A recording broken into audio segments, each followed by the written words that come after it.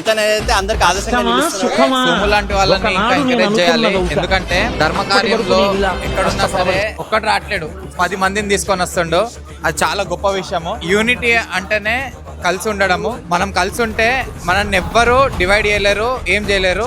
ఈ వీడియో తీసుకుంది కాబట్టి సోము నామినేట్ అందరూ మన జెన్సీ నామినేషన్ వెళ్ళాలి. నువ్వు నెక్స్ట్ నువ్వే ఇనిషియేషన్ తీసుకుంటే. ఒకటి నాకు ఏం నచ్చిందని అంటే మనోడు ఒక్కటి ఇన్స్టాగ్రామ్లో ఒక్కళ్ళు ఏదైనా పోస్ట్ పెట్టిరని అంటే దాన్ని ముందుకు తీసుకోవడానికి పదే అతను వాళ్ళని ఇంటరాక్ట్ అయ్యి ఇది చేద్దామన్నా అని ముందుకు తీసుకొని దాన్ని ప్రోత్సహిస్తున్నాడు. ఇట్లాంటి వాళ్ళు ఇంకా ఇన్ఫ్లుయెన్సర్స్ రావాలి అన్న. అందరికీ జై శ్రీరామ్. మనం మెహదీపట్నంలో స్టార్ట్ చేసినాం, కొండకల్ అయ్యింది, ప్రతి ప్రాంతంలో అవుతుంది కదా.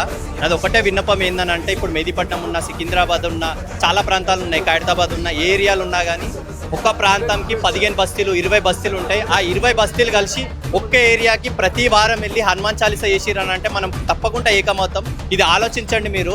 ప్రతి ఏరియాకి ప్రతి వారం ఒక్కొక్కసారి హనుమాన్ చాలీసా చేయండి. 20 బస్తీలు ఉంటే 20 బస్తీలు ఒక్క ఏరియాకి రండి.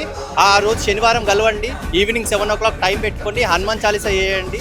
ఎంత బాగుంటుందో మీరు చూడండి. కాషాయ వస్త్రం ధరించిన వాళ్ళు చాలా ఆనందపడతారు. ఇది మీరు ధర్మం కోసం చేయండి, అందరం ఏకమవుతాం. జై శ్రీరామ్.